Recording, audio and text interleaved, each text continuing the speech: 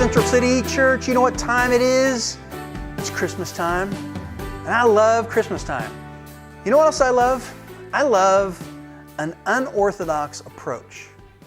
You know, a non-conventional approach to something.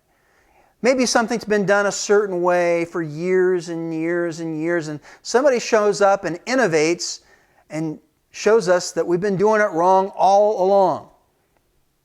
I love an unconventional approach. A good example of this is the Fosbury flop.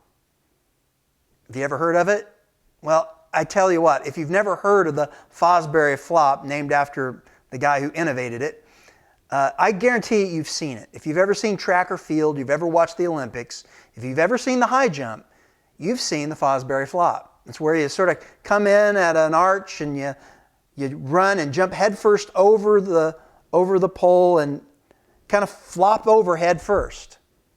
See, it wasn't always done that way. Early on in the high jump, you were straight up, feet down.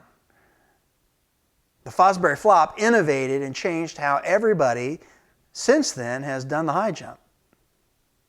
That's a good example. And whether it's in sports or business or church life, I love it when someone reinvents the wheel.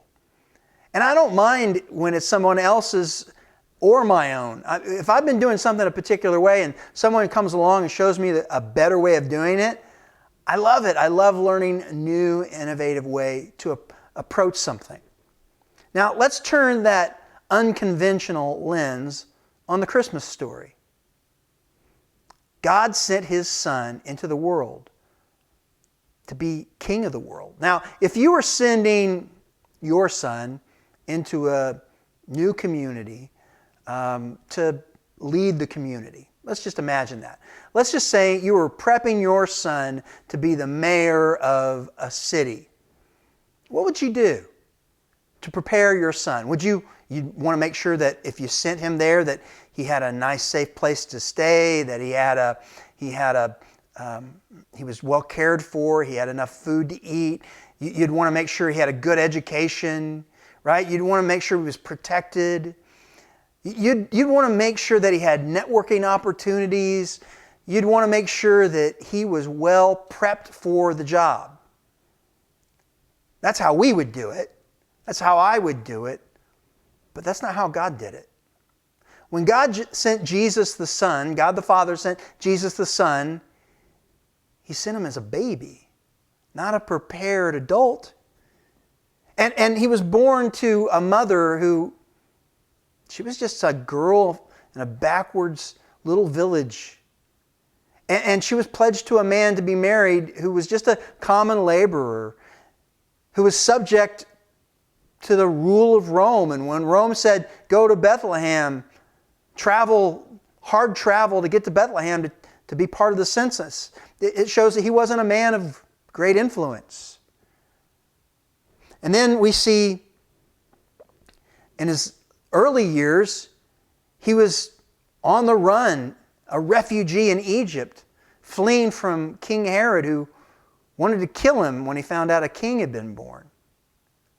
And then during most of his life, he grew up in a little village called Nazareth in the region of Galilee. And Nazareth wasn't of any importance. Matter of fact, Nathanael, who would eventually be one of Jesus' disciples, said, "Nazareth? Can anything good come from there?" That's where Jesus grew up. See, God the Father did things wrong. Backwards to the way that we would do it, right?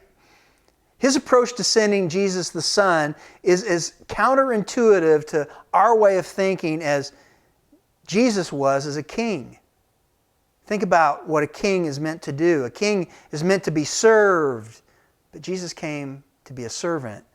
A king would lead his armies into battle, but Jesus the King was a pacifist who laid his life down for all. Jesus came and called people to follow Him in His unconventional kingdom ways. And it started with Jesus, the King of the universe, as a vulnerable baby laid in a feeding trough. Listen to what Isaiah chapter 55, verses 8 and 9 says about God's ways and our ways. It says, "For my thoughts are not your thoughts, neither are your ways my ways, declares the Lord. As the heavens are higher than the earth, so are my ways higher than your ways, and my thoughts higher than your thoughts." For the next several weeks, we are going to take another look at the Christmas story, something that we're all familiar with. But we're going to look at this common thread of the unconventional approach that God takes. Unconventional based upon how we think, not how God thinks. And as we look at how God sent His Son into the world, we learn a lot about the wisdom of His unconventional kingdom, so that we can embrace that in our own lives.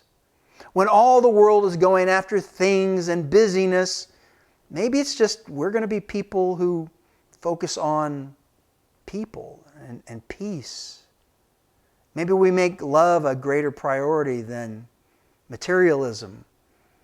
However it works out for you, I hope you'll embrace the mystery and unconventional ways of God as we journey through this Christmas season.